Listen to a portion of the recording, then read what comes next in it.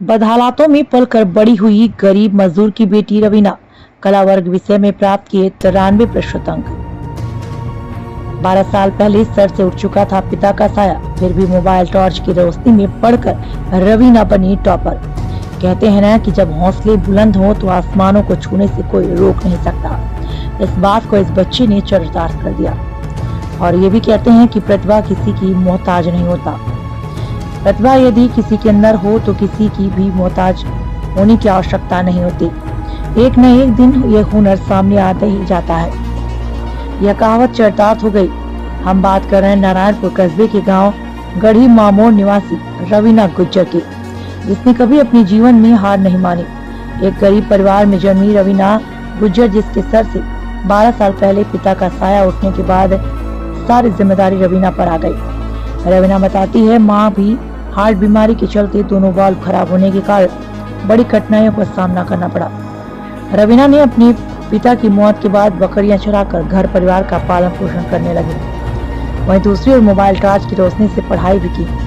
इसके साथ अपने घर परिवार का सारा काम रवीना को ही करना पड़ता था। फिलहाल रवीना ने राजकीय विद्यालय से 12वीं कक्षा में कला वर्ग विषय में 93% अंक प्राप्त कर गांव विद्यालय एवं अपने माता पिता का नाम रोशन किया है। रवीना गुज्जर की सफलता पर गुज्जर नेता विजय बैसला ने फोन कर रवीना गुज्जर को बधाई दी। वहीं पूर्व मंत्री डॉक्टर रोहतास शर्मा ने छात्रों को पढ़ाई के लिए हर माह 5,000 मदद देने की घोषणा की। बानसूर के सरकारी अस्पताल में चिकित्सक डॉक्टर महिपाल चंदेला ने भी पढ़ाई के लिए आर्थिक मदद की बात कही। आइए दिखाते हैं खबर विस्तार से। Pradeep Jangad, bureau report, Narayanpur. गढ़ी ग्राम पंचायत की बेटी रवीना ने माध्यमिक शिक्षा बोर्ड में 93% ला करके बहुत अच्छा काम किया है। लेकिन ये देखा कि वो 93% उसने अपनी खुद की मेहनत से प्राप्त किया और उसकी आर्थिक हालात बहुत ख़राब थे।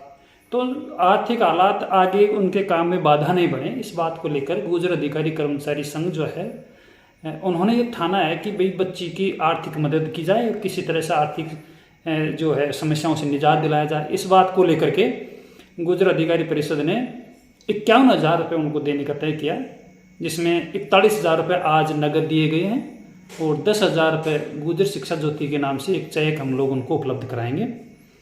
तो हमने बेटी को आश्वस्त भी किया कि आप जब भी आगे पढ़ाई करें तो किसी तरह से कोई दिक्कतें आपको नहीं आएंगी।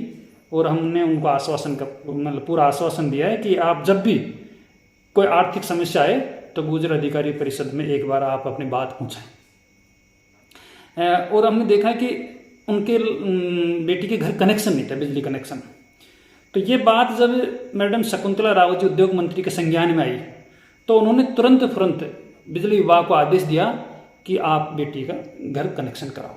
और बिजली विभाग ने भी त्वरित कार्रवाई करते हुए एक ही दिन में कनेक्शन की प्रक्रिया पूरी कर दी। आज हमने देखा कि उनके घर कनेक्शन था। और मैं ये समझता हूँ कि अगर पीएम आवास के तहत उनका जल्दी उनका घर भी बन जाएगा।